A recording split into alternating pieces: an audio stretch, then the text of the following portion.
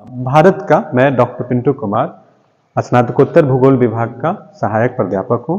आप लोग के भारत के भौगोलिक परिवेश के बारे में बताते हुए बहुत ही इंपॉर्टेंट जो कॉम्पिटिटिव का क्वेश्चन होता है प्रतियोगिता क्षेत्र में, उसमें कई बार ऐसा क्वेश्चन आता है कि बहुत से छोटे छोटे पहाड़ों का यूज कर देते हैं उसकी श्रृंखला को और पूछते हैं कि किस एरिया में 1 2 3।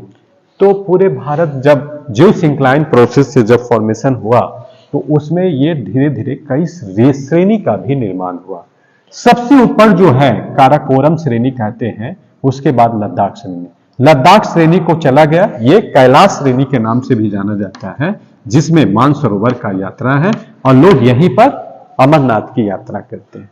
तो वो लद्दाख श्रेणी जो है, लद्दाख श्रेणी बढ़ते हुए ही कैलाश श्रेणी में परिवर्तन है, जहां कहा जाता है कि शिव भगवान शिव का वो पूज्य स्थान है जहां पर वो तपस्या की और अमरनाथ जैसी यात्रा जो मानसरोवर की यात्रा।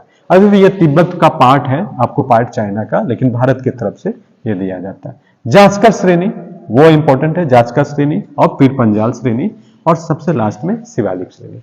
ये पूरे जो नॉर्दर्न पास्ट में देख रहे हैं, ये होते हुए नेपाल की तरफ से होते हुए आपको ये जो पोर्शन है ये आपको पूरा आपका नेपाल सिक्किम होते हुए नॉर्थ ईस्ट रीजन में इस तरीके से मूवमेंट करता है। क्योंकि ये श्रृंखला पूरा घूम जाता है, इस प्रकार यहां पर जो श्रृंखला और सीरीज का निर्माण होता है, इसके कारण पूरे पहाड़ आपस में जब ये हो जाते हैं तो जब क्लाउड फॉर्मेशन होता है या ओशियनिक जो विंड होते हैं जो समुद्र की तरफ से चलते हैं, यहां सभी ओर से घूमने के कारण संसार का सबसे ज्यादा वर्षा बिकॉज ऑफ भौगोलिक जो आकृतियां हैं उसी कारण संसार के यहां सबसे ज्यादा वर्षा होती है दिस पोर्शन में। इसका नाम क्या है? मासिनराव। कहां है? चेरापूंजी। लगभग कितना सेंटीमीटर तक वर्षा होती है? 1100 से 1200 सेंटीमीटर तक की वर्षा होती है। That is the highest rainfall area of the world. Second, ये जो एरिया देख रहे हैं that is the highest peak, मतलब ना उत्तर पूर्वी क्षेत्र का सबसे ऊंचा पर्वत श्रेणी है जिसका नाम नामचा वर्मा है। ये 7782 मीटर की हाइट पर है। नॉर्थ ईस्ट रीजन अपने आप में एक स्टडी के पॉइंट से है, क्यों वहां पर सेपरेशन मूवमेंट चल रहा है, बहुत से जो अलगाववादी संगठन है उनको एक सफलता मिल रहा है क्योंकि that is totally hilly area and the general people can not be understand and movement in that area. इसलिए अरुणाचल प्रदेश जैसे क्षेत्र में आप साधारण से एंट्री नहीं कर सकते। There is a inner land permit card, आप एंट्री करने के पहले आपको परमिट कार्ड बनाना पड़ता है।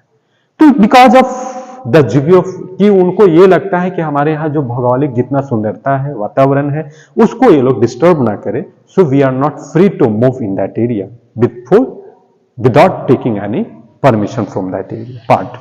तो इस प्रकार से हमने 1 2 3 4 5 करके दिया है। एक नंबर का जो श्रेणी है इसको डफला श्रेणी कहते हैं, दूसरे नंबर का मिरी श्रेणी है। ये सब अरुणाचल प्रदेश के अभी हम क्षेत्र की बात करें।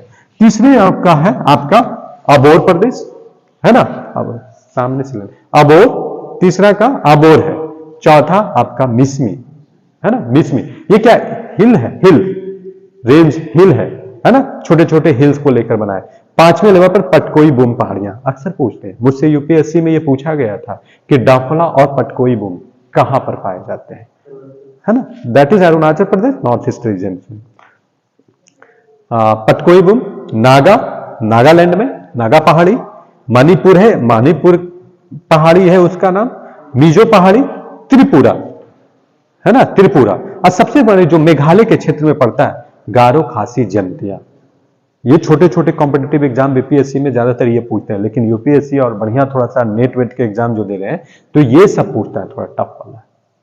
गारो खासी और जंतिया ये मेघालय के क्षेत्र में है जो असम के आसपास में पड़ते हैं, है ना। इसके उसके बाद तो असम का प्लेन एरिया है ना, जो प्लेन एरिया ब्रह्मपुत्रा नदी के साथ में बनाया जाता है और वो फिर बाद में जो सांगपो होते हुए, सांगपो चाइना में कहा जाता है, जो आपको मैंने ये दिखाया था, और ये होते हुए ब्रह्मपुत्रा प्लेन, उसके पहले और इधर में ये रेंज है। तो ये गारो 12 नंबर गारो, 13 नंबर खासी और 14 नंबर जंतिया की पहाड़ी है। इस प्रकार से टोटल नॉर्थ ईस्ट रीजन का आप देख ले तो पूरा ये पहाड़ी क्षेत्र इतने में सम्मिलित है। कई चीजों का जब अध्ययन करके बहुत सी इंफॉर्मेशन को कलेक्ट करके आपको दिया गया है। आई होप कि आपको किसी भी तरह का फिजियोग्राफिक स्ट्रक्चर के बारे में, कोई पहाड़, कोई रेल, तो इसी से आपको पूछा जाएगा।